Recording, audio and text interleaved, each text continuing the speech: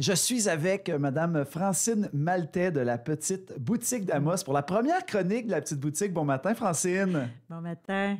Comment allez-vous? Ça va super bien.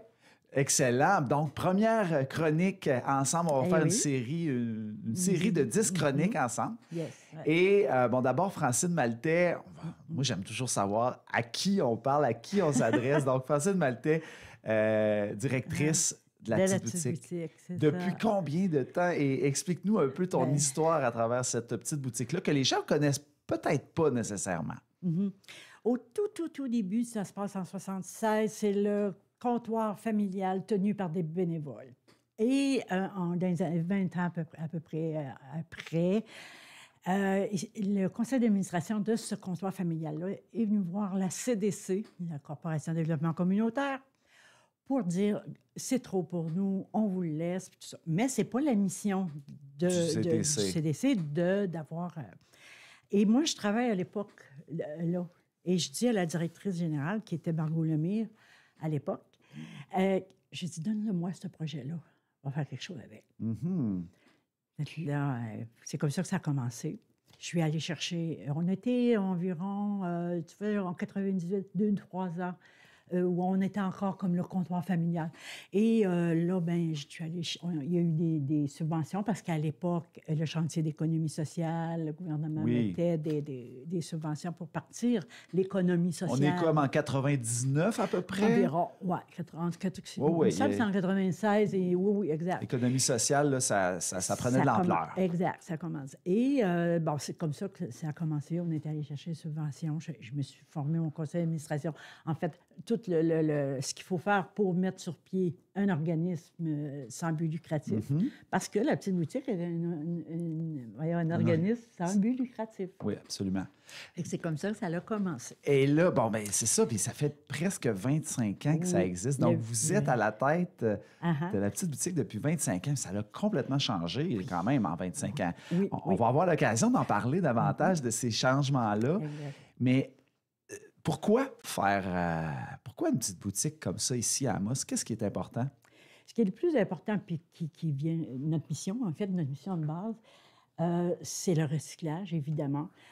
Donc, c'est de donner une seconde vie à toute... Puis là, on ne parle pas juste de vêtements, parce qu'on a agrandi en 2018, 2017-2018, on a agrandi parce que il y avait aussi ce qu'on appelle, nous, le bazar, où les gens peuvent venir chercher n'importe quoi, là.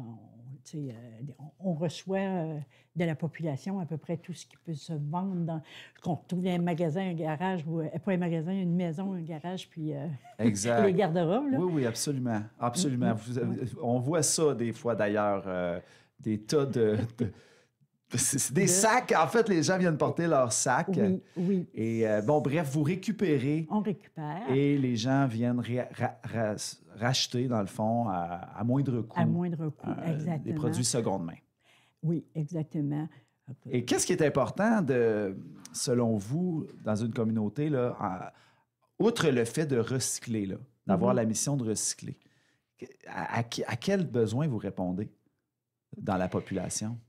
Je dirais que les gens sont de plus en plus sensibilisés à l'écologie, à redonner une seconde vie à un vêtement ou un article quelconque. Les gens sont beaucoup plus sensibilisés. Moi, on a remarqué que notre clientèle a beaucoup évolué, a beaucoup changé. Okay. C'est-à-dire, notre clientèle de base est toujours encore là, mais c'est rajouté. On a beaucoup de gens, les jeunes, les adolescents, qu'on n'avait pas il y a quelques années. Maintenant, ils viennent nous voir et tout ça. Il y a le contexte social, là, ces temps-ci, où que financièrement, c'est pas évident pour personne. Donc, il y a une réflexion derrière l'achat neuf ou usagé? Je pense que oui. Tu sais. Et on se fait un point d'honneur, je dirais, d'offrir le plus beau, là, ce qu'on reçoit. Et c'est quoi l'expérience, la petite boutique, quand on rentre là, et qu'on veut l'essayer, là? C'est convivial, je vous dirais. Oui. Ce que nos clients nous disent, c'est ça. Il y en a qui nous disent, c'est comme les anciens magasins généraux. Il y a de tout, là. Il y a de tout, à part l'alimentation, évidemment, qu'on ne touche pas, on n'aurait pas le droit de toute façon. Mais c'est la convivialité. Premièrement, nous, on a beaucoup de plaisir à travailler ensemble, mon équipe et moi. Il y a combien vous êtes? Avec moi, on est 16. Puis il y a le conseil d'administration, 7 personnes, que moi aussi, je considère dans l'équipe, là, même s'ils ne sont pas sur le plancher, ils sont très, très importants. Le conseil d'administration est présidé par Mme Isabelle Dufresne, que pas mal de monde connaît. On est choyé là-dessus, il n'y a pas de problème. On a un super beau conseil d'administration. Et oui, c'est ça, pour revenir, les clients vont nous dire, on voit que vous avez du plaisir à travailler ensemble, c'est ce qui est vrai. Je reviens quand les gens disaient, on dirait un magasin général. Oui, parce que là, il y a des gens qui se rencontrent, puis tout ça, puis ça placote dans les allées. Puis bon, oui. C'est le fun de voir ça. Absolument. Et là, vous ne pouvez pas tout récupérer. Puis là, on va en parler dans d'autres chroniques, mais vous avez des partenaires aussi qui vous sont très, très, très utiles. Très important. Dans un premier temps, on est depuis 2003 reconnu par la MRC dans leur plan de gestion matières résiduelles comme un partenaire qui est assez important. En général, on reçoit environ 330 tonnes par année, puis on en récupère entre 80 et 85 Mais... Donc, il faut faire vivre la suite, le reste, autrement. Oui, exact. Et la Ville. La Ville, nous, est un partenaire très important aussi, c'est sûr. Et quel genre de... Parce que là, je parle à une personne là, qui a jamais mis les pieds à la petite boutique. C'est quoi votre garantie de qualité, par exemple? Est-ce que vous avez une garantie de qualité? Il faut que oui, absolument. Il faut que les vêtements ou les articles soient en bon état, soient propres. Malheureusement, dans ce qu'on jette, parfois, les trieuses n'ont pas des bien belles surprises. C'est pas... Il y a des gens qui vont nous envoyer des choses très sales, là, mais vraiment très sales.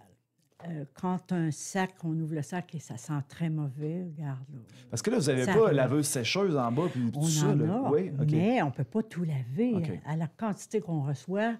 Puis il faut voir la quantité que... le magasin, il est grand. 330 000 tonnes. 330 tonnes? 330 tonnes. Oui, c'est ça, c'est énorme. c'est beaucoup pour nous, là, tu sais. C'est les gens de la MRC qui nous d'ailleurs, que je tiens à remercier.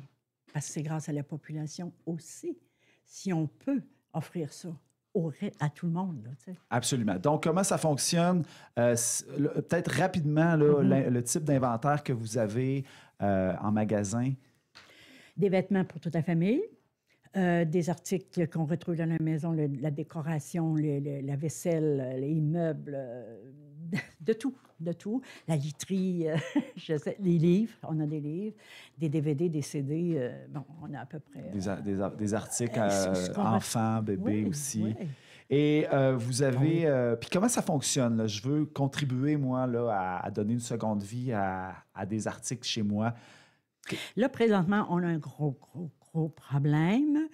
Les gens nous apportent des choses en dehors des heures d'ouverture. C'est mis sur le perron. Et il y a on sait qu'on a un problème d'itinérance, là, très prononcé.